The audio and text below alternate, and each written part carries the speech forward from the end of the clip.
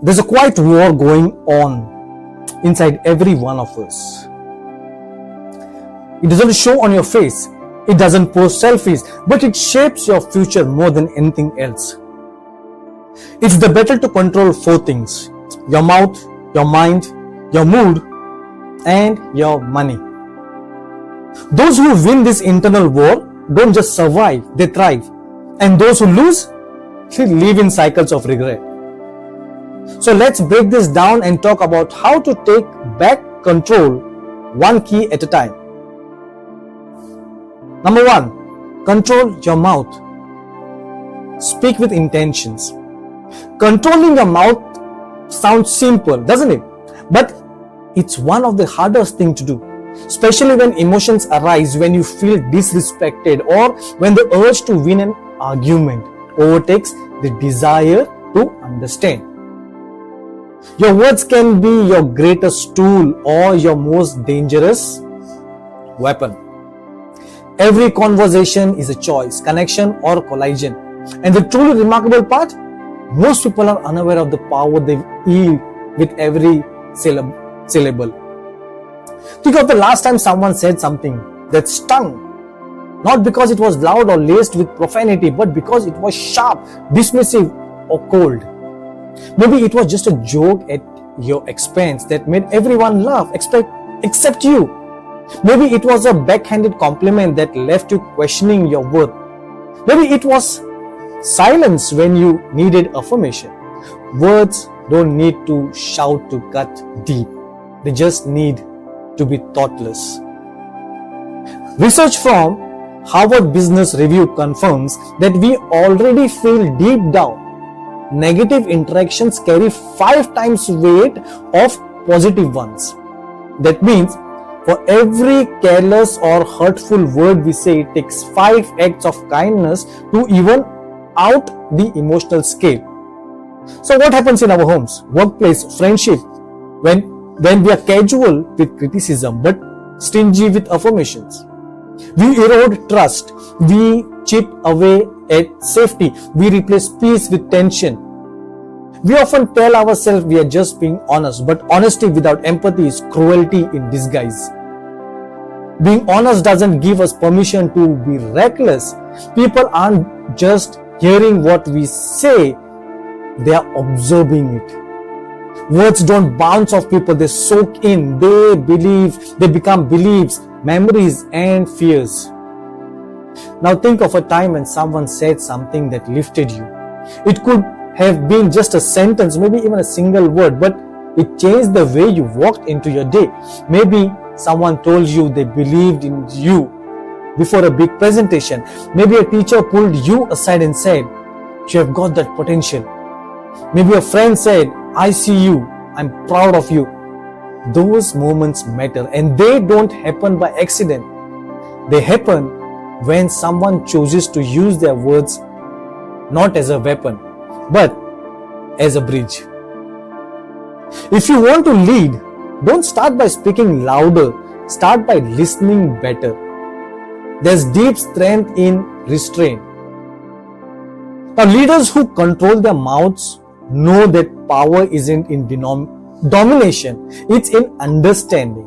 People follow those who make them feel heard, valued, and safe, not those who bark commands, interrupt others, or speak just to fill silence. A wise leader learns to pause before responding, to ask before assuming, and to build before criticizing. And in our homes, where love should be the loudest voice, a tone we can set the emotional temperature. You want peace in your family, right? Start with softness in your words, not weakness. Softness. There's nothing weak about speaking with care. In fact, it takes far more strength to be gentle in frustration than it does to lash out. Raising your voice doesn't raise your authority, it just raises the walls people build to protect themselves from you. What's tragic is how often we damage the people we care about the most simply because we are comfortable. We say things to our partners, our kids, our siblings that we had never say to a stranger. We would never say it. We justify our sharpness with, "Well, they know I love them." But love isn't just what you feel, it's what you show, and the mouth is often where that love is tested most.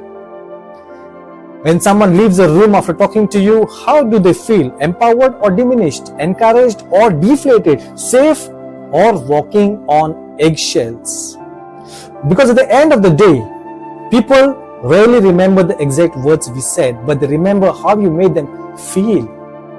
And the way we speak has a ripple effect far beyond that moment. One sarcastic comment can echo in someone's head for years. One word of belief can change the entire course of their life. Imagine a world where people spoke not just to express but to uplift, where every interaction became an opportunity to build instead of break, where conflict wasn't fueled by ego but diffused by compassion. That world begins with each of us. It begins every time we choose to pause, to breathe, and to speak with intention. The truth is, you never know what someone is carrying. Your words might be the only kind things they heard all day, or the final blow after 100 wounds. Choose wisely, because the words of careless speech is too high and the return of thoughtful communication is priceless. There's a story of a man who carried a bag of feathers through a village. Releasing one feather at each doorstep as he spoke rumors about his neighbors. Later, realizing the damage he had done, he tried to collect all the feathers, but the wind had scattered them far and wide. That's the nature of words. Once released, they can't be undone. You can apologize, yes, but the impact lingers. So before you speak, ask yourself, is it true? Is it necessary? Is it kind? These aren't restrictions, they are filters. They help ensure that what we say creates value instead of harm. They remind us that words are not just sound, they are seeds. What we plant will grow, for better or worse. Speak in a way that people want to lean in, not step back. Let your words be a source of worth in a cold world, a light of someone's darkness, a bridge over troubled waters. Because at the heart of it all, control over your mouth isn't about censorship, it's about consciousness. It's not about being silent, it's about being strategic. It's not about fear, it's about love. And the more you practice it, the more natural it becomes. With time, you'll start to feel the difference between speaking to be heard and speaking to heal. You'll find the courage to hold your tongue when anger flares, and the humility to lift others with pride tempts you to tear them down.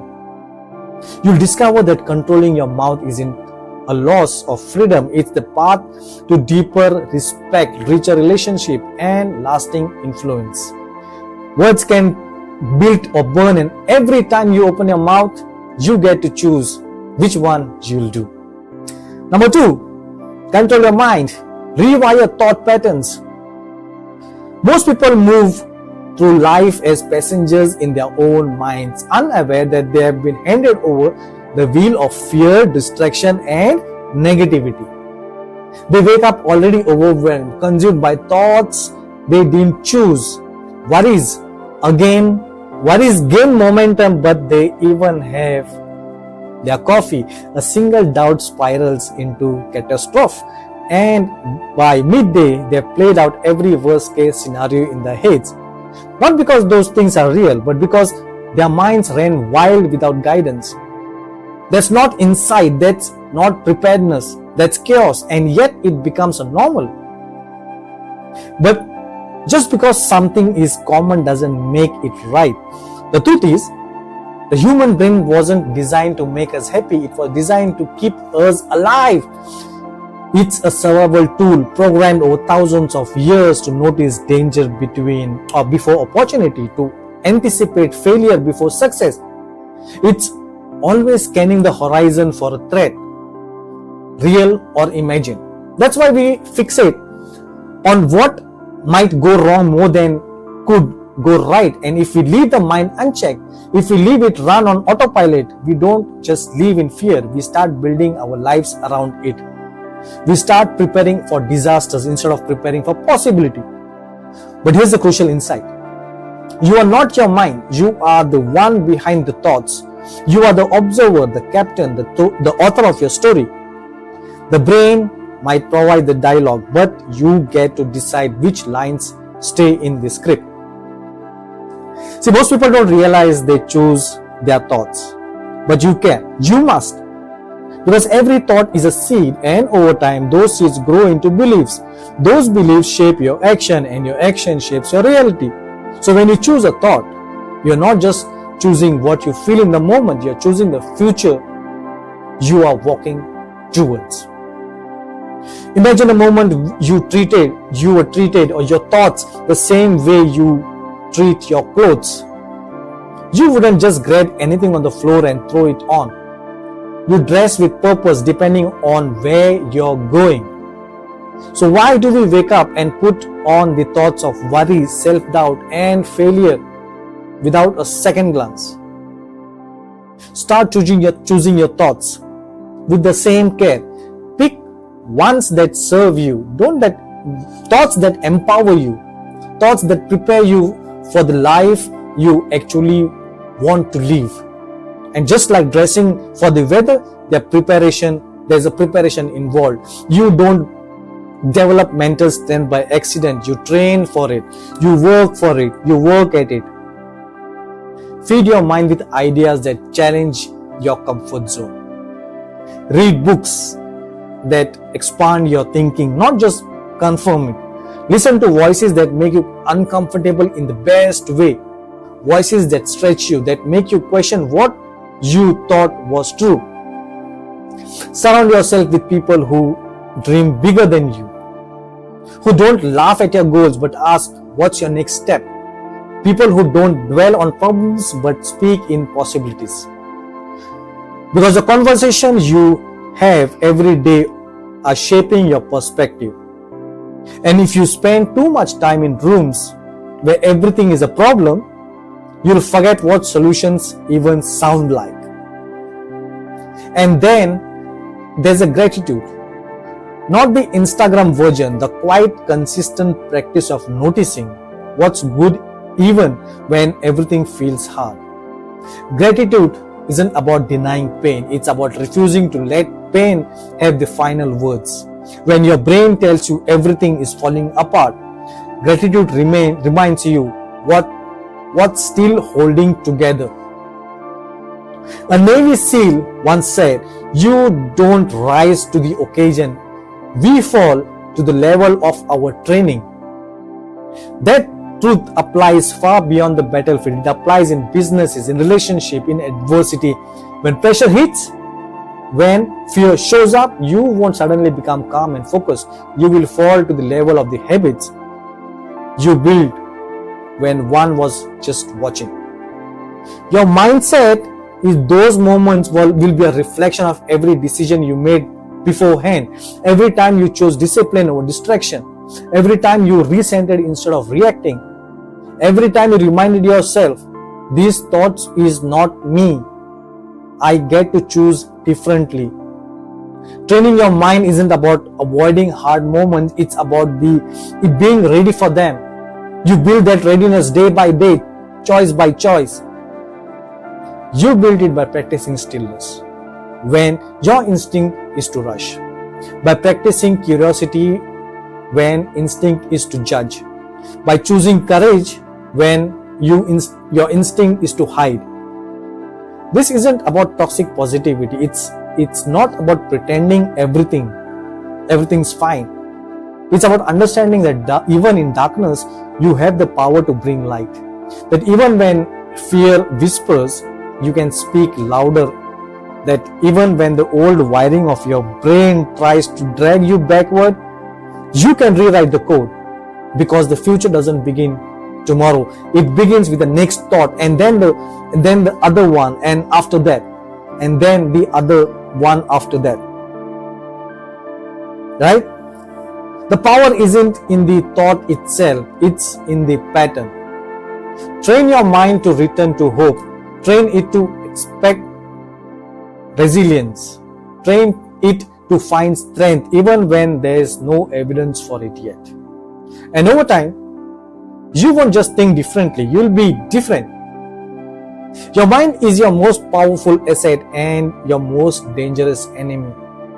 And it doesn't just change by accident, it changes through intentions, through discipline, through repetitions, through choosing again and again the thoughts that lead you towards the life you were meant to live. Every day you have a choice to be ruled by your mind or to rule it. Choose wisely because your future is listening and it's being written one thought at a time. Number 3, control your mood. For that, you need to master emotional intelligence. Most people move through life believing their emotions are in control. They wake up irritated and so the day is doomed. Someone cuts them off in the traffic, overtakes them, and suddenly it's a bad day. A single email ruins the next 5 hours. But here's the fundamental truth. Emotions are not dictators, they are messengers. Their job is to deliver a signal, not to hijack the whole system. The moment we understand this, we begin to reclaim the power we have always had, but often forgot was us, the power to respond instead to react. We are emotional creatures. True. That's not a flaw. It's a feature to being a human. We laugh, we cry, we rage, we hope. Emotions give life textures, colors, and meaning. But there's a difference between experiencing emotions and being ruled by them. Okay? There's a difference between honoring what you feel and allowing it to be sabotage what you value. Think about anger. It's a powerful emotion and it shows up for a reason. Maybe because something felt unfair, or you felt unseen, or you needed to protect someone. That message is important. But acting from the anger without translation, that's dangerous. That's when you say the thing you didn't mean or break the trust you meant to build. The same goes for sadness. It's a signal you have lost something meaningful. But staying in sadness too long can cloud your perception and steal your momentum. Emotional discipline doesn't mean denial. It doesn't mean pretending you are fine when you're breaking inside. It doesn't mean pushing your feeling down and hoping they disappear. It means becoming fluent in your emotional language. It means learning to read the message from reacting to the tone. Imagine emotions as guests at your dinner table. Some come in loud, some come in quiet, some are rude, some are kind. But you are the host. You get to decide who stays, who leaves, and who gets a seat of influence. When you realize this, you don't fear your emotions anymore. You listen to them, you learn from them, but you don't let them lead your life. See, one of the most effective leaders I know begins every meet with 2 minutes of silence, not meditation, not a breathing exercise, just quiet. Everyone puts their phone down, no typing, no whispering, just 2 minutes of intentional stillness. The first time he tried it, the room was awkward. People shifted in their chairs. Some glanced at the watches. By the third and the fourth meeting, something started to change. The team began more grounded. Discussions became more thoughtful. People listened more, reacted less. What changed wasn't the workload or the environment. It was the mood. And that shifted everything.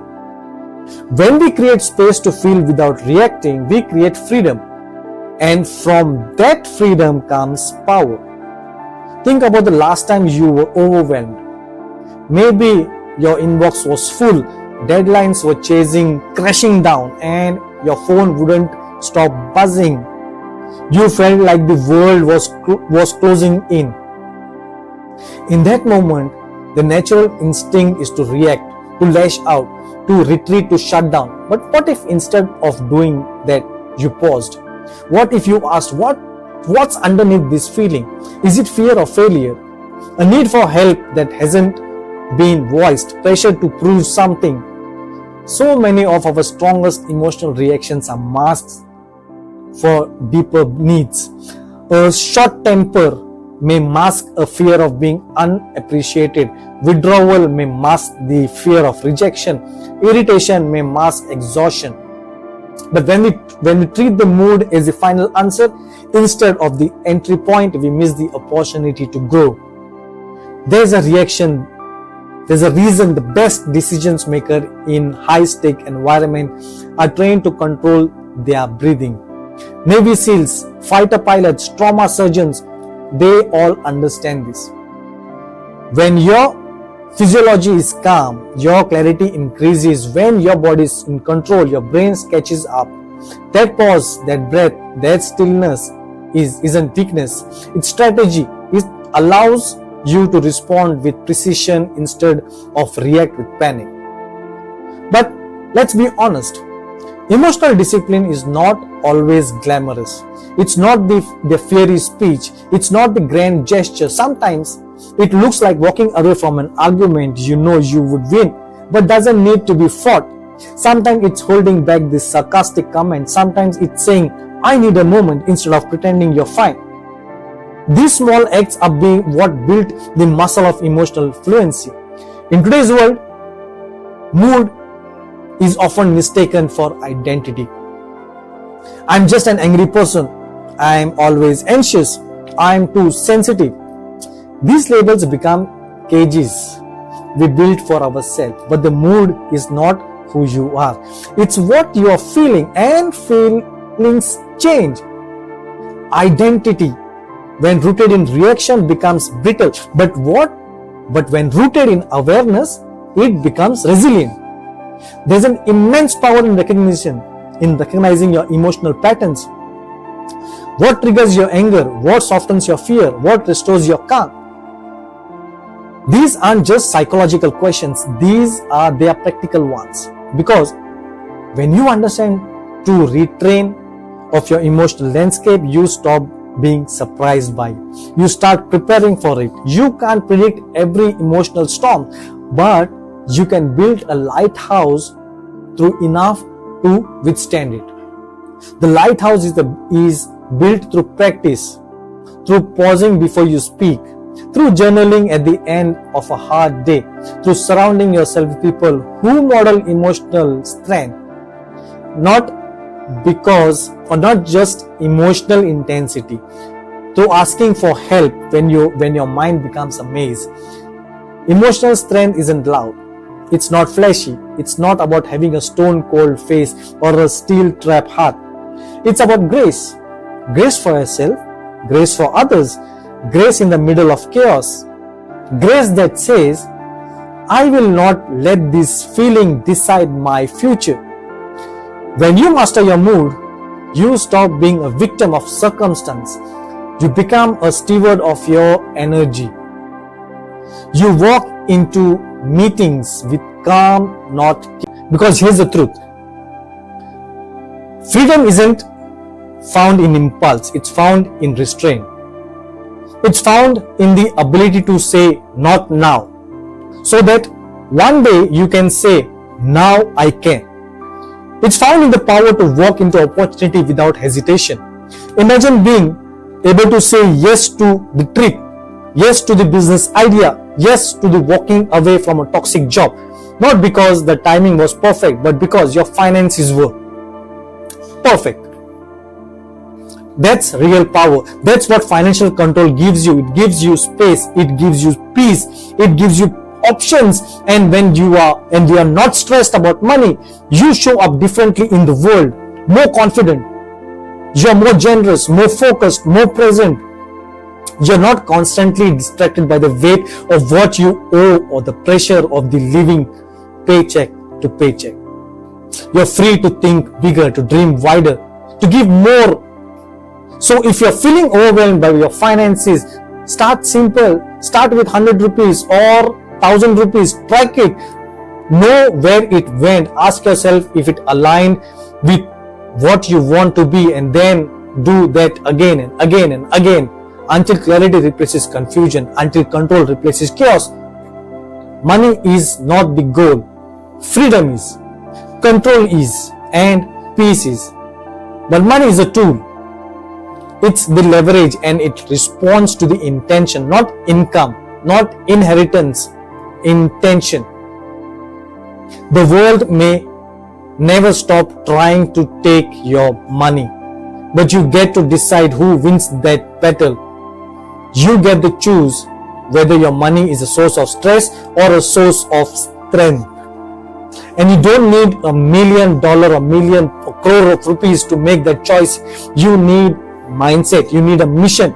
You need your goal. You need to believe that you are capable of mastering your finances, even if no one ever taught you how. Because when you learn to control your money, you learn to control your life and walk taller. You breathe deeper. You stop feeling in fear and start living in freedom. Not because life is easy, but because you are equipped. And that is a kind of wealth no pay check can buy. For that, you need to control your circle. Environment drives behavior. Control is often portrayed as a solitary pursuit. We talk about discipline like it lives in a vacuum, as if willpower alone can carry us through every challenge. But true control is never isolated. It breathes in the air around us. It impulses through the people who share our space, our time, our conversation. You need to understand what's shaping your life. Start by looking at your circle, because who you are with is quietly sculpting who you become. It's easy to ignore. It's comfortable to believe we are immune to influence, that we can rise above, be different, think independently. But human nature resists isolation. We are wired for connections, and with connection comes exposure to thoughts, to attitudes, to behavior, and over time this exposure compounds. You don't become a pessimist overnight. You don't suddenly snap into bitterness or drift into mediocrity. It happens subtly, drip by drip, conversation by conversation, until one day you wake up and realize you have become like the people around you. Your words don't sound like yours anymore. They sound like theirs. Your thoughts, once bold and focused, now echo their doubts, their sarcasm, their excuses. Your ambition, your discipline, your joy, it either multiplies or dissolves in the company you keep. We have all felt it. You're in the room full of gossips and feel the tug, the pressure to chime in, to belong. Or you're surrounded by people who roll their eyes at hard work and surround your own efforts, feel naive. But put yourself in a circle where people talk about ideas, not people where growth is the baseline, not the exception, and everything's different. Your vision gets clearer, your energy feels lighter, you speak with more intention, you move with more purpose. We often talk about our habits like they are choices made in private, but most of our habits are social. You eat with your friends, you spend like your peers, you prioritize what your environment celebrates. That's not weaknesses, that's psychology, that's biology, and that's exactly why you have to be deliberate, ruthlessly deliberate about who's in your life. This doesn't mean you cut off everyone who's struggling. This isn't about ego. This is about elevation, about stewardship of your own potential. Think of your environment like soil. You can be the best seed in the world, packed with full potential, full of promise, but if you're planted in a toxic soil, you won't grow. You will survive maybe, but you won't thrive. On the flip side, rich soil doesn't just help you grow, it challenges you to grow faster. So surround yourself with people who talk about goals, not gossips. who will remind you of your power, not your problems, who don't just clap when you win, but also call you out when you drift. That's love. That's leadership. That's a circle worth building. People often resist this. They say, but I have known them for years, or they are my family. But longevity doesn't equal alignment. Just because someone's been in your life a long time doesn't mean they deserve to stay at the center of it. Love people, yes. Be kind, always. But be selective about excesses. Your peace, your purpose, your power, they are too valuable to place in careless hands. Yeah, careless hands. Take a moment and ask yourself, who in your life makes you feel small? Who drains your energy? Who discourages your dreams? And then ask, who challenges you? Who stretches your thinkings? Who lifts your standards just by way they live? These unabstract questions, your answers shape your trajectory. There are people who make you feel like you're too much when really they are not just enough. And there are people who make you feel or realize you haven't even scratched the surface of who you can be. Seek those people. Build with them. Learn with them. See, we don't control the world. We don't control the economy. We don't even control the weather. But we do control our proximity. We choose who we invite into our inner world. Those not a passive choice. That's not a passive choice. It's one of the most powerful decisions you make every day. Who gets your energy? Who gets your time? Who gets your years? Sometimes the greatest transformation comes not from trying harder, but from changing your environment.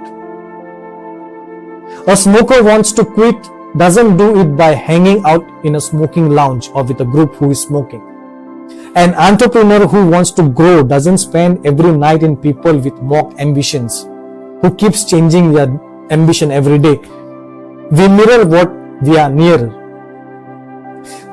Now science backs this up. Studies show that our behavior, whether it's eating healthy, saving money, or even how much we exercise, are profoundly influenced by our social network. If your closest friend gain weight, your odds of gaining weight increase. If your closest friends divorce, your own marriage is statistically more at risk. But the reverse is also true.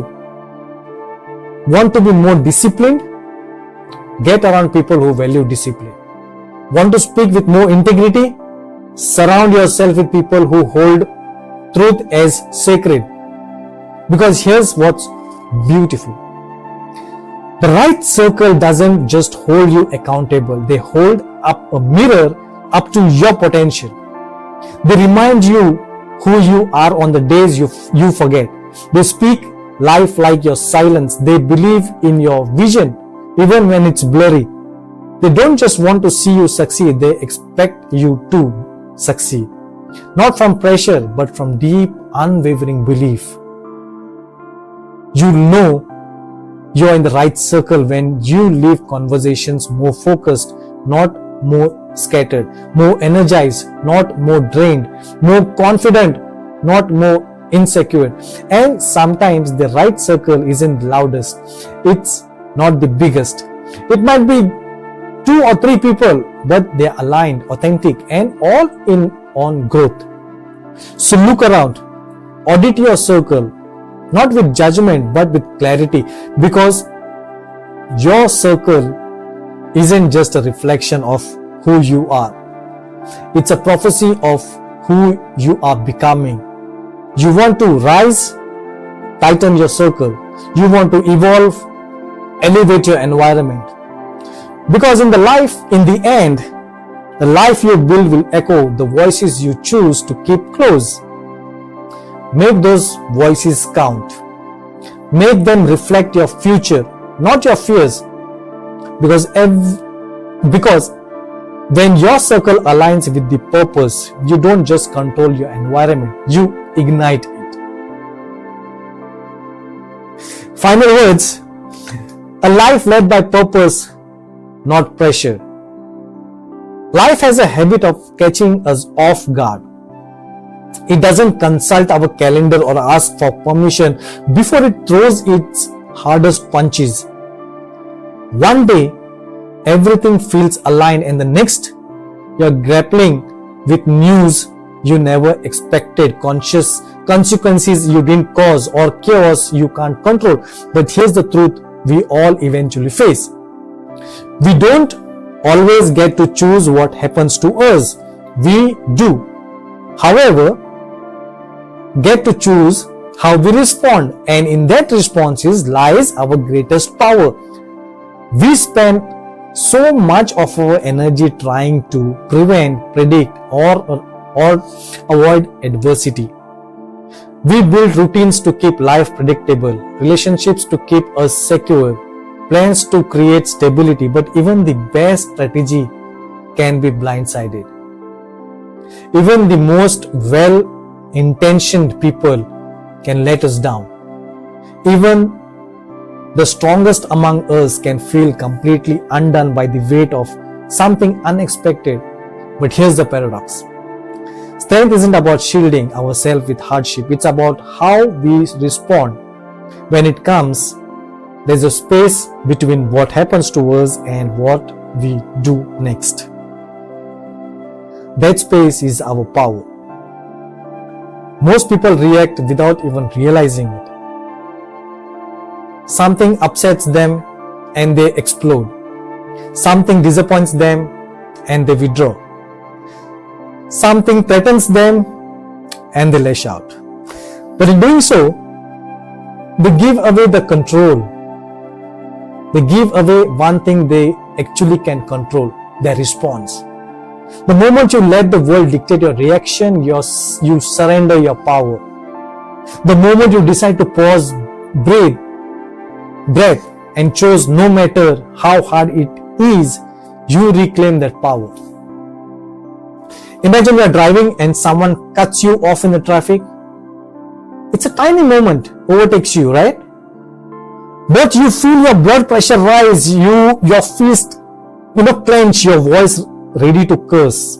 That's your first instinct, automatic, emotional. But if you hit the brakes, not just on the car, but on your impulse, something else becomes possible. You can choose calm over chaos, grace over grudge, control over collision. It's not about being passive, it's about being deliberate. Some of the wisest people in the history faced unimaginable pain and loss, yet came out more composed, not less. Viktor Frankl, a man stripped of everything during the Holocaust, still held tight the one thing: his ability to choose his attitude. That's the kind of control that can't be taken by force or broken by pain. It's the control of your own response, and it's more powerful than most people realize.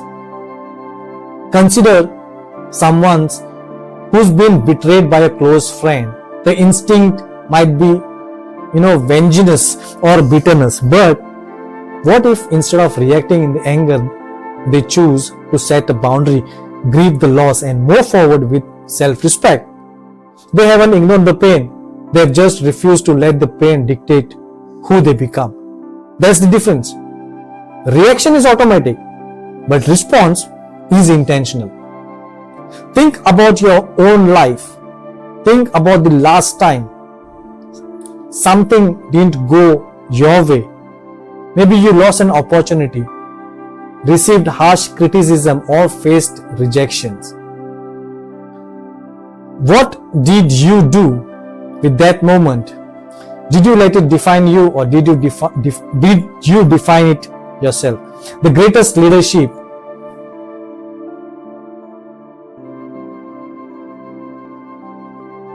What did you do with that moment? Did you let it define you, or did you define yourself in it?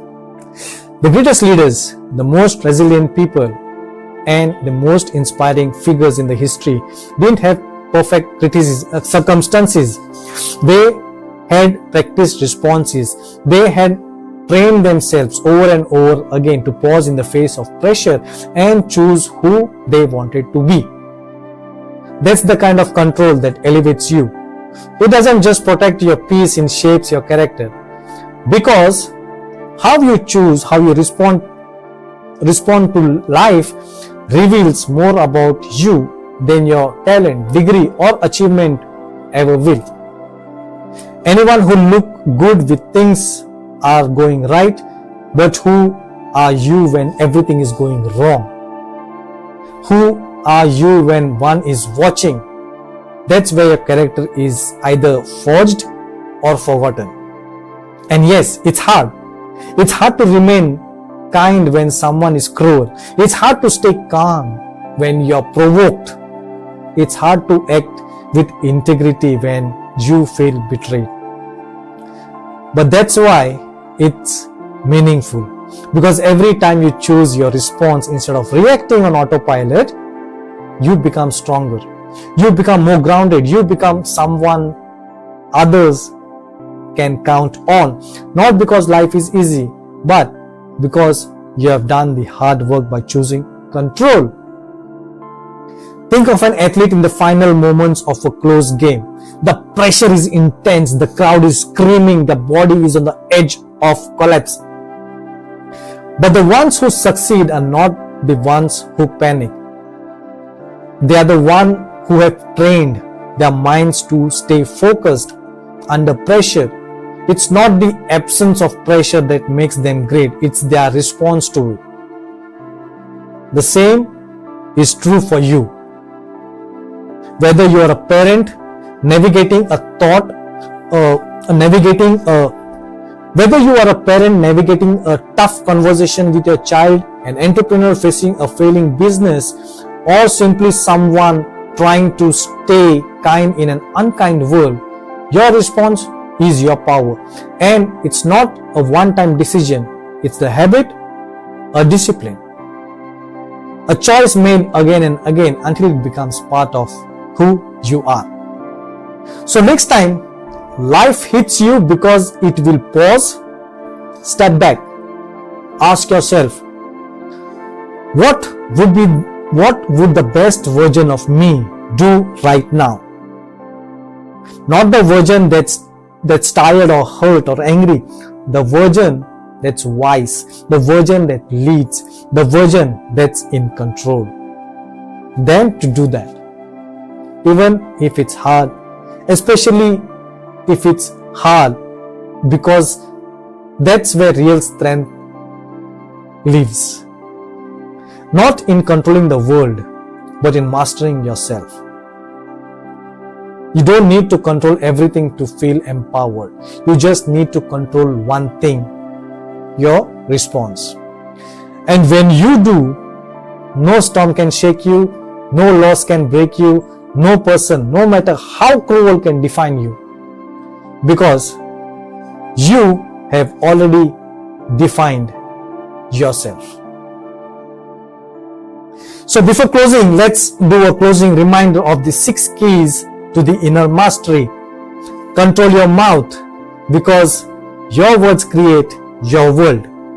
Control your mind, because thoughts shape destiny.